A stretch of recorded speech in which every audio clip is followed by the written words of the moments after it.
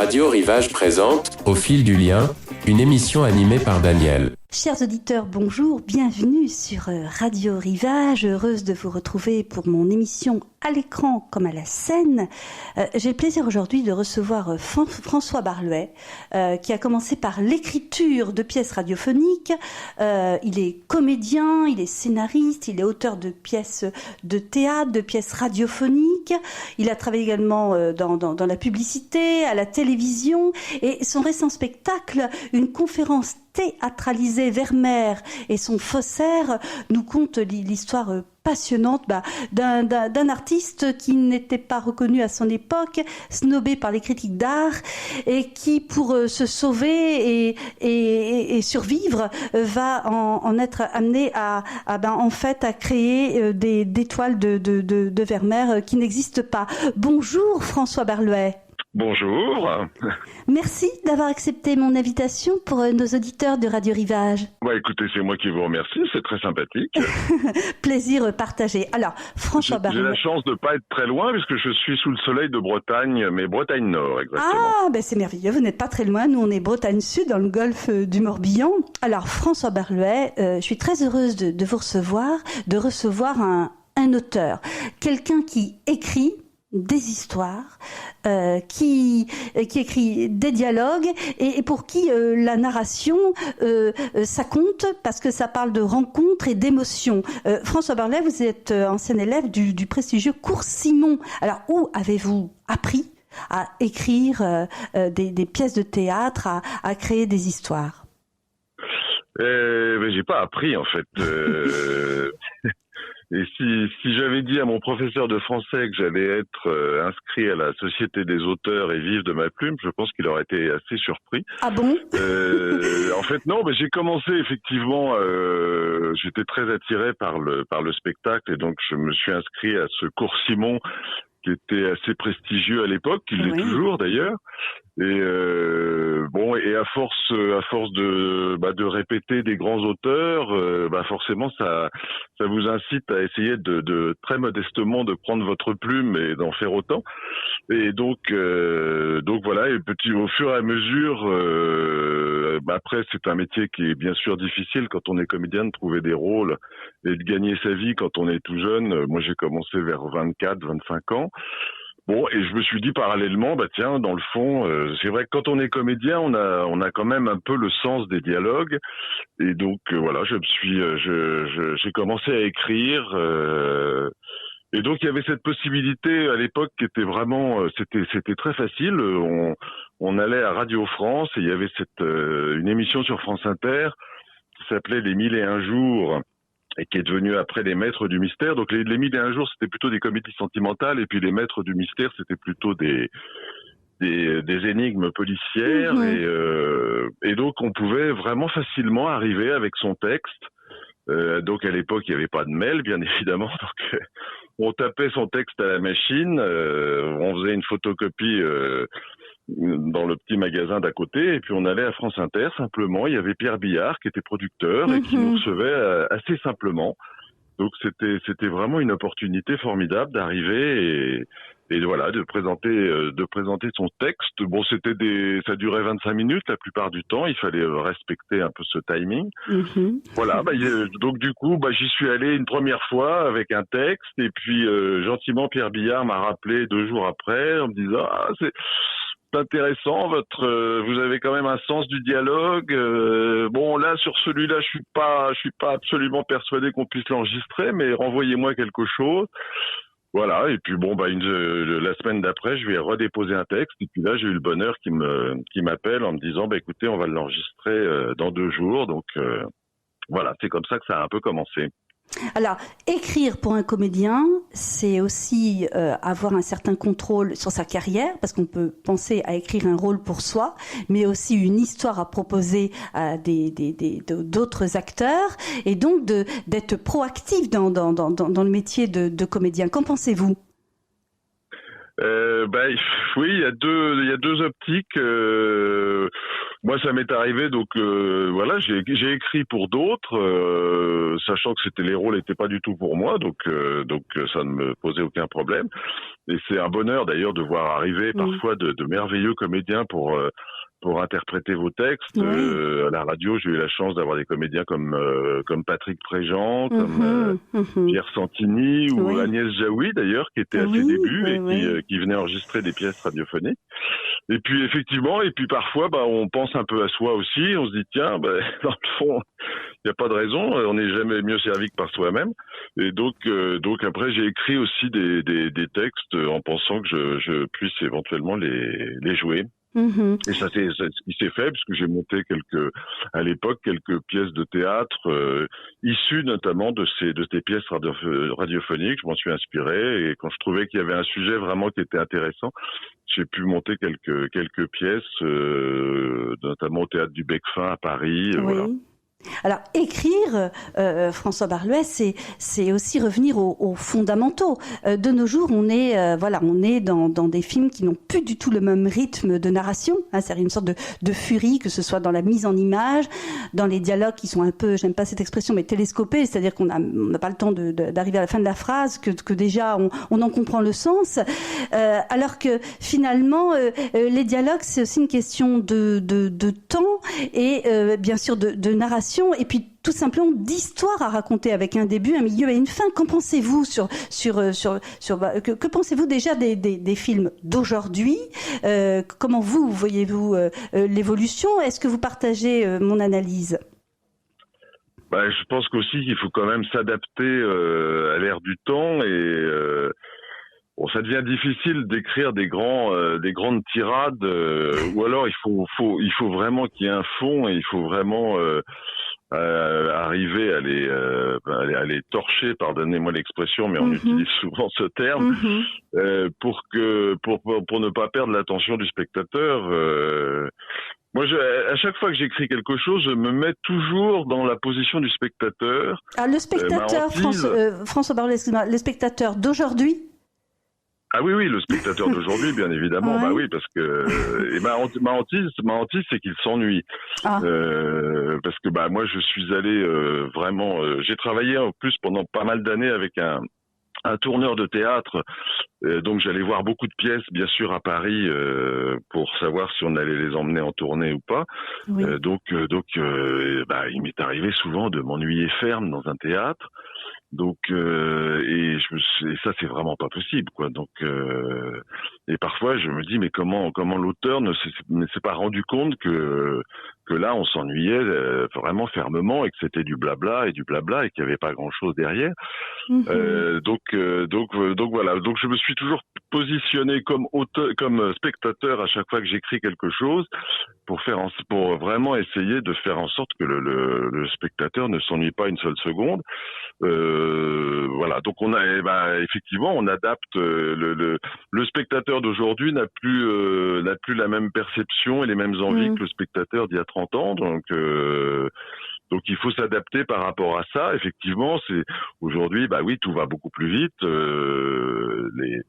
On zappe sur sa télévision dès qu'on s'ennuie, c'est très facile de changer de chaîne. Donc, mais bon, au théâtre, on sait que le spectateur, il peut difficilement quitter la salle. Ça se fait pas quand même la plupart du temps.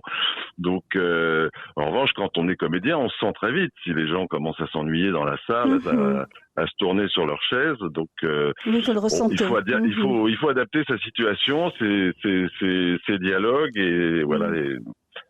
Et faire que les enjeux tiennent le spectateur en attention. Alors, pour le spectacle auquel vous avez joué, Vermeer et son faussaire, il s'agit d'une conférence théâtralisée. Alors, parlez-nous de ce genre d'écriture et aussi de mise en scène. Alors là, je me suis dit, dans le fond, c'est un format qui n'existe pas vraiment. Alors, il y a Victor Obalk ou Orbach, son nom m'échappe, qui a fait une conférence qui s'appelle 2000 ans de peinture en 2 heures. Bon, là, c'était vraiment une conférence où vraiment il s'adresse au public et il raconte l'histoire de la peinture. Bon, il se trouve qu'il a fait un gros succès avec ça. Et quand je suis moi tombé sur cette histoire de Van Meegeren, donc ce faussaire qui qui a quand même mystifié la planète entière avec ses vermeers, parce qu'il en a vendu dans des musées et puis jusqu'à en vendre un à Göring, ce qui était quand même pas évident. Voilà, je me suis dit, c'est une histoire qui est passionnante, donc je savais que de toute façon ça allait intéresser les gens, parce que en plus les gens ont toujours été fascinés par les histoires de faussaires, donc et ils ont toujours eu une certaine bienveillance finalement vis-à-vis de ces faussaires qui n'ont jamais attaqué personne dans le métro, mais et voilà, qui ont la plupart du temps vendu effectivement quelques toiles, mais à des gens qui étaient souvent assez fortunés, et donc finalement c'est pas si grave que ça. Et puis je me suis dit, dans le fond, pourquoi ne pas essayer de faire une conférence, mais la rendre un petit peu vivante. Donc en fait, c'est une conférence même très théâtralisée, puisque c'est la rencontre entre donc un expert qui découvre qu'un de ses tableaux, et ça s'est passé il y a pas très longtemps, l'Institut Courtauld avait un Baburen qui pensait être daté de 1622, et il se trouve que ils ont découvert tout récemment qu'il y avait de la bakélite dans ce tableau, et c'était quand il y a de la bakélite et qu'un tableau de l'âge d'or de la peinture hollandaise est si bien exécuté, on sait que forcément il y a Hans van Meegeren qui est derrière. Donc c'est la rencontre de cet expert avec finalement van Meegeren qui revient du passé pour expliquer à cet expert comment il a fait pour réaliser un pareil chef-d'œuvre et parvenir à bluffer comme ça tout le monde. Alors maintenant, aujourd'hui, on a les techniques qui nous permettent effectivement de détecter cette fameuse bakélite qu'il utilisait pour durcir artificiellement sa peinture à l'huile, et qui à son époque n'était pas détectable. C'est pour ça que tous ces tableaux sont passés sans aucun problème. Donc un génie. Un génie. Ah oui, absolument. Un génie. Et donc, en fait, cet expert raconte au public son petit problème avec ce tableau, et puis il profite de cette présence de Meegeren pour effectivement l'interpeller. Et puis, et donc, il y a beaucoup d'interactions entre l'expert et le faussaire. Voilà, mais on reconstitue parfois des petites scènes qui ont pu arriver dans la vie de Meegeren, notamment quand il a présenté un Vermeer à un officier nazi qui était délégué par Göring pour acheter un Vermeer, quoi. Alors cette conférence théâtralisée, ça permet également une interaction avec le public, parce que je crois qu'il y a des questions que le public peut poser à la fin de cette pièce. Oui, alors voilà, c'est exactement, on a rajouté ça aussi, et donc à la fin, en fait, donc on a joué ça à Paris au théâtre de la Contrescarpe, oui.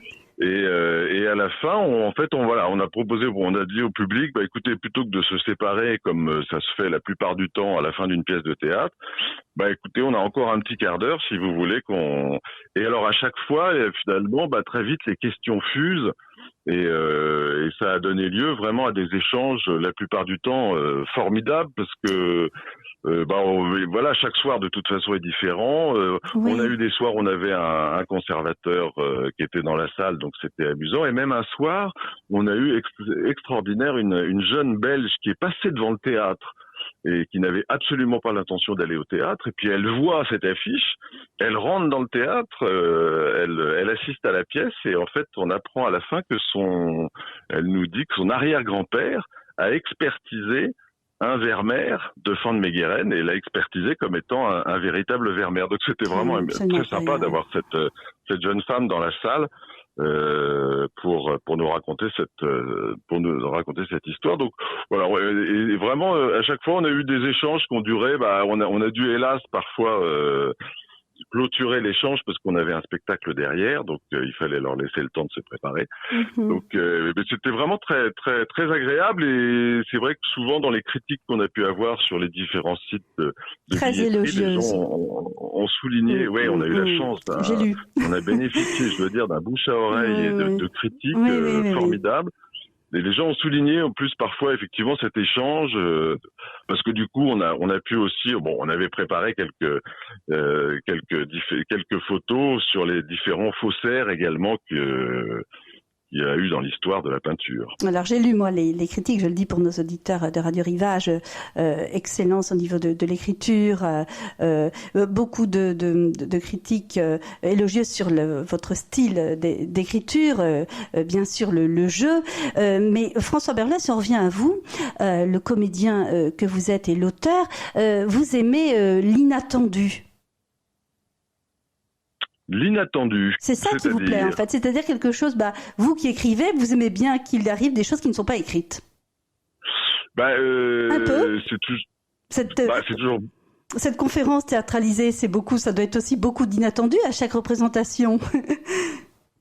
Ça, de toute façon, voilà, c'est la magie du théâtre, c'est que tous les soirs on a un public différent, donc on a des réactions différentes, mais ça, tous les comédiens se nourrissent de ça. Après, on essaye aussi dans le texte d'apporter effectivement ce qu'on appelle le coup de théâtre ou des choses auxquelles le public ne s'attend pas, et c'est ça la plupart du temps qu'il apprécie également. Donc, mais je voulais dire plus précisément, quand on a une interaction avec le public, comme la visite de cette personne dont vous venez de nous parler, qu'il y a des questions auxquelles on ne s'attend pas, ça doit mettre aussi beaucoup de spontanéité et de fraîcheur dans un spectacle. Oui, tout à fait. Oui, non, c'est ça qui était vraiment très très sympathique, parce que on a eu des questions parfois tout à fait saugrenues, parfois des questions pertinentes, mais à chaque fois c'était très bienveillant la plupart du temps. Sans doute, oui. On avait la chance d'avoir un public qui était passionné par ces histoires de faussaires, de marché de l'art, donc ça a donné lieu à chaque fois effectivement mais oui, on sait jamais dans quel sens va aller les questions. On redoutait éventuellement d'avoir un spécialiste vraiment très pointu qui nous dise oh là là, mais là il y a quelque chose qui va pas, même si j'ai quand même bien fouillé l'histoire. Et je pense pas avoir fait beaucoup d'erreurs, mais voilà, on n'est jamais à l'abri de ça. Mais ça aurait pu être très intéressant et très amusant. Parce que François Berlet, quand on écrit, on a le contrôle sur l'histoire qu'on écrit. On sait ce qu'on écrit, on sait les différentes étapes de l'histoire, de la narration. Et donc effectivement, quand on est confronté dans ce type de spectacle, c'est comme très très, ça doit être vraiment intéressant de voir que parfois, on n'avait pas prévu telle réaction, ou finalement on relit certains passages de ce qu'on a écrit. Ça peut être aussi assez bourré de surprises pour un auteur. Oui, tout à fait. À partir du moment où on passe la main au public, effectivement, là, on ne maîtrise plus grand-chose. Mais il se trouve que ça s'est bien passé. Ça s'est bien passé. Alors, François Berlet, vous êtes aussi artiste peintre. Vous exposez en Bretagne à la galerie Clémenceau. Et je vois qu'une de vos sources d'inspiration, c'est le peintre américain Hopper. Ouais, qui a beaucoup inspiré certains réalisateurs comme Hitchcock dans Fenêtre sur cour. J'allais vous le dire, oui, tout à fait. Oui, alors j'ai envie de dire, c'est pas rien. Vous êtes, comment dire, attiré par bien sûr, les histoires, mais je veux dire les rencontres aussi sentimentales, à suspense, les émotions, parce que avoir Hopper comme source d'inspiration, c'est aussi, c'est signé, comme on dit. Il y a vraiment une parenté concernant les histoires sentimentales. Qu'en pensez-vous? Moi, il suffit de regarder les toiles de Hopper. Il se passe toujours quelque chose. Donc c'est ça que j'aime chez lui. Quand une femme, il y a juste une femme qui est à sa fenêtre, mais bien sûr que par rapport à un paysage, on regarde un paysage, on le trouve très beau. Ça, c'est une chose. Après, dès lors qu'on rajoute un personnage, on se dit tiens, qu'est-ce qu'il fait ce personnage? Est-ce que cette femme qui regarde, qui est à la fenêtre, est-ce que c'est une rupture sentimentale? Est-ce qu'elle attend quelqu'un? Au contraire, est-ce que elle regarde simplement le paysage donc il se passe toujours quelque chose, je trouve, dans les toiles de Hopper. Alors, il a fait aussi des paysages, des maisons notamment. sans personnage particulier. Mais moi, surtout effectivement ces toiles où on voit trois personnages, cette fameuse toile à un bar, à l'angle d'une rue. Oui. Alors on se dit, est-ce que c'est la fin d'une soirée? Est-ce que Donc c'est alors moi effectivement en tant que scénariste, dès lors que je fais une peinture, la plupart du temps j'essaie de créer une histoire. Oui. Et voilà, de mettre souvent je mets un personnage ou deux personnages et voilà, après c'est au spectateur de se poser la question de savoir chacun a son interprétation et Hopper pour ça et alors en plus lui il a fait effectivement comme vous disiez des cadrages qui ont largement inspiré Hitchcock. Il y a Félix Vallotton aussi un peu dans le même dans un style un peu différent mais qui a amené aussi comme ça des cadrages, des vues du dessus qui n'existaient pas forcément avant lui. Et ça c'est merveilleux, ils ont vraiment inspiré effectivement des réalisateurs comme Hitchcock, ça c'est évident. Mais pour Hopper, il y a la présence humaine toujours, même quand il s'agit de paysages. Oui, la plupart du temps, voilà, il y a toujours, si c'est un paysage, il y aura toujours une maison, donc il y aura toujours la plupart du temps. Donc il y aura toujours ou une simple pompe à essence, enfin, il y aura toujours quelque chose, la présence de l'homme. Et moi, j'aime bien ça parce que l'homme a fait quand même, il a fait des choses épouvantables, mais il a fait aussi des choses absolument magnifiques. Donc, et moi, dans ma peinture, je me suis notamment inspiré. C'est vraiment ça qui m'a remis à la peinture. J'ai toujours dessiné, peint, mais c'est vraiment en 2016 que je me suis remis très sérieusement à la peinture en découvrant en fait ces plongeoires que l'on a parfois sur les plages, notamment de Bretagne. Oui. On en a un ici à Étable sur mer, mais il y en a un aussi à Carantec. C'est des plongeoires en fait qui sont sortis de sable avec les congés payés dans les années 30. Oui. Et donc c'est très joli, je trouve. Il y a des formes absolument. Celui de Carantec, on a un petit peu l'impression d'un monstre du Loch Ness qui sort de l'eau, la tête de l'eau. Et en fait, ces plongeoires, l'été comme actuellement, ils font le bonheur des enfants. Mais quand vous revenez l'hiver, vous retrouvez ces plongeoires qui sont là, seuls sur leur plage. Et je trouve qu'il y a un côté nostalgique, moi, qui m'a ému et je me suis intéressé à ces plongeoires. Il y en a un aussi au Touquet qui est absolument magnifique, qui a un peu disparu, hélas, dans un espèce d'Aqualand, mais je crois qu'ils vont le retirer, mais c'est très beau. Il y a vraiment les architectes se sont amusés avec ces plongeoirs. Et voilà, c'est très sympa, je trouve. Alors, mélancolie et aussi introspection. On peut dire que pour vous, ces deux qualificatifs sont assez proches de ce que vous créez, c'est-à-dire mélancolie, parce que quand on parle de rencontres et d'histoire, c'est parfois aussi de la mélancolie. Vous nous parlez notamment des peintures actuellement, mais il y a aussi l'introspection des personnages, aller au-delà des apparences, et puis peut-être parler aussi des intrus, des personnages intrus, comme ce faussaire, qui donne finalement du sens à certaines époques et puis aussi à certaines histoires. Comment dire? Oui, moi je trouve que la présence d'un personnage, voilà, ça donne chacun son interprétation par rapport à ça. Donc ça amène la plupart du temps quand même une réflexion et je trouve que ça amène au tableau, ça lui donne une profondeur qui est moi personnellement que je trouve intéressante. Quand on prend même une toile de Caillebotte avec cet homme qui est à sa fenêtre et qui regarde la rue, voilà. Est-ce qu'il attend quelqu'un? Est-ce que il s'accorde juste une petite minute d'observation, ou est-ce qu'il a un gros souci et qu'il vient se détendre à sa fenêtre? On peut avoir plusieurs interprétations possibles.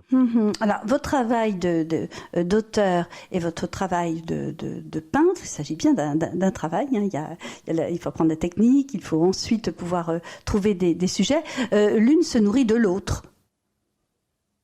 Ah oui, tout à fait. Oui, oui. C'est un tout.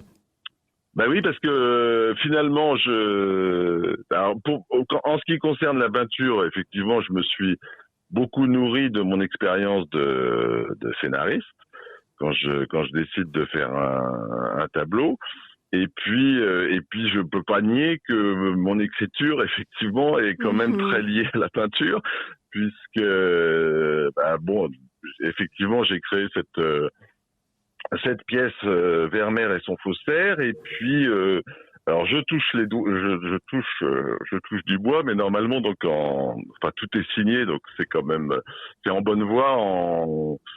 En janvier là, donc janvier 2025, j'ai une pièce qui va se jouer au théâtre Montparnasse dans une mise en scène de Christophe Lidon, et le thème, ce sont les impressionnistes. Donc vous voyez que je reste quand même dans le domaine de la peinture. En fait, c'est le couple Durand-Ruel, donc Paul Durand-Ruel et ce célèbre marchand qui a aidé les impressionnistes, qui les a fait vivre. Monet a dit de lui, sans Paul, nous serions morts de faim. Donc il a acheté, il les a aidés parce qu'il a cru en cette peinture. Mais ça a été quand même très compliqué pour lui, parce qu'il a été mis en faillite plusieurs fois, mais il a gardé le cap jusqu'à arriver, heureusement, au succès qu'il a pu connaître. Mais donc je traite le moment où il s'intéresse vraiment à cette peinture, juste avant cette exposition de 1874, qui a été la première exposition des impressionnistes, qui a donné ce nom au mouvement. Et voilà. Donc c'est plus, je traite ça sous forme de comédie, puisque c'est le couple Durand-Ruel qui est pris dans cette vague impressionniste. Lui achète, mais hélas, sa femme n'apprécie pas particulièrement cette peinture, ce qui crée quelques distorsions dans le couple. Alors, vous avez le goût pour l'histoire, une exigence pour l'écriture, au service, encore une fois, d'une histoire faite de rencontres et puis aussi de transmission d'art. C'est des thèmes qui vous sont chers. C'est-à-dire l'histoire de la peinture. Tous les auteurs ont leur thème de prédilection, et moi j'aime bien rendre quelque part, c'est une façon aussi de rendre hommage à ces personnages un petit peu oubliés de l'histoire. C'est vrai que un homme comme Paul Durand-Ruel, peu de gens savent qui c'est, et c'est un homme extraordinaire, visionnaire. Pensez qu'à une époque, il avait plus de 1000 Monet chez lui, 600 Renoir. Enfin, vous imaginez les achats qu'il a pu faire pour soutenir financièrement ces malheureux qui pour beaucoup vivaient effectivement dans la détresse la plus totale. Donc c'est une façon aussi de rendre hommage à ces personnages. Et ce sont des personnages dramatiques, formidables, parce que il achète, les huissiers viennent frapper à sa porte, il est au bord de la faillite et il maintient le cap. Enfin, il essaie de s'en sortir d'une façon ou d'une autre, de revendre, de racheter. C'est quand même pour un auteur, c'est merveilleux. Oui, sans doute, oui. Oui, puis ça vous permet de parler aussi, en fait, de la passion d'une personne qui se donne totalement à son activité.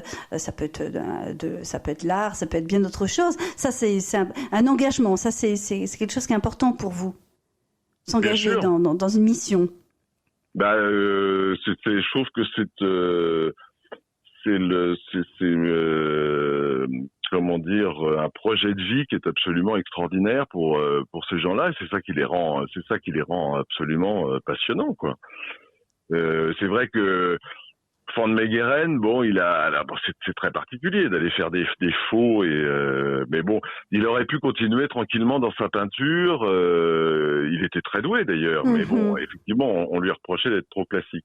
Et puis tout d'un coup, il bascule dans le côté obscur, et il a ce projet d'être dans un musée. En fait, sa grande frustration, c'est de ne pas être dans les musées. Il va dans des musées. Oui. Et il voit notamment des Vermeer, il est estomaqué par la beauté de ces tableaux. Et puis quand lui vient présenter ses toiles, on le renvoie assez sèchement à ses chères études. Et il a tout d'un coup finalement ce projet de vie de se dire je serai un jour dans un musée. C'est quand même extraordinaire.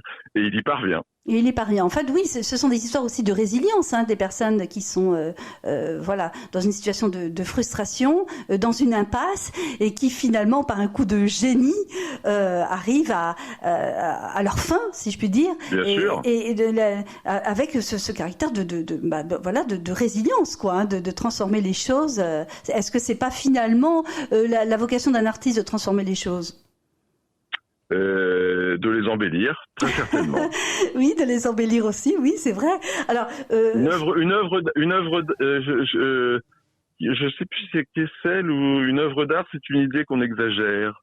une œuvre d'art. Je sais pas si, c'est joli ça. je sais plus si c'est Flaubert peut-être qui a dit ça mais je trouve ça j'aime beaucoup cette phrase. Une œuvre d'art, c'est une idée qu'on exagère et je trouve ça très vrai. Oui, en tout cas, c'est très joli. Alors, François Barlet, comment dire, la plume, le pinceau, qu'est-ce que vous aimeriez réaliser? Réaliser. Ben écoutez, pour l'instant, hormis le projet dont vous nous avez parlé pour janvier 2025, est-ce qu'il y a voilà, un projet, quelque chose de très personnel, secret, que vous aimeriez réaliser? Écoutez, non, je vais vous décevoir, mais pas Non, particulièrement. Pas du tout. Non, écoutez, je vais me remettre à l'écriture parce que j'ai une idée de pièce là qui me titille depuis un petit moment. Donc ça, je vais me remettre aussi un peu là. J'avais un petit peu délaissé les pinceaux parce que c'est effectivement la préparation de ce spectacle Vermeer m'a pris pas mal de temps et donc j'avais un petit peu délaissé les pinceaux. Donc là, je vais m'y remettre. D'autant que je suis revenu là pour un petit moment en Bretagne et on a quand même des paysages qui sont absolument magnifiques. Oui. Surtout quand le soleil est de la partie comme aujourd'hui. Oui, il fait beau. Donc effectivement, je vais m'atteler à ces deux choses. Quelle est la journée type pour vous quand vous écrivez? Est-ce que vous avez un planning précis? Comment vous écrivez? La plupart du temps, j'aime bien écrire entre 11h et 14h à peu près.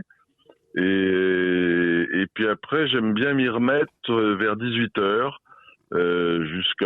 Ça peut être jusqu'à 22h. Voilà, en général, ce sont mes créneaux d'inspiration où j'ai l'impression que ça vient un petit peu plus facilement. Mmh. Voilà. Est-ce que je suis pas le matin, je me lève assez tôt, mais j'ai du mal à m'y mettre. Voilà, à moins d'avoir vraiment une urgence. On arrive quand même à travailler quand on a quand même des urgences. Oui, alors François, vous nous disiez qu'il vous faut du temps pour écrire, enfin un espace que vous créez, temps et puis c'est certaines heures dans la journée, du calme bien sûr. Ça c'est important de se fixer quand même un planning de travail. Oui, parce que on n'a pas quand on est indépendant, effectivement, on n'a pas de patron. Donc il y a que le compte en banque, je dirais, qui vous incite à dire oh là, attention, pour la tête. Et donc effectivement, il faut de temps en temps se donner des horaires, se dire bon, je travaille de temps à temps. Après, je me fais une petite pause et puis je m'y remets de temps à temps.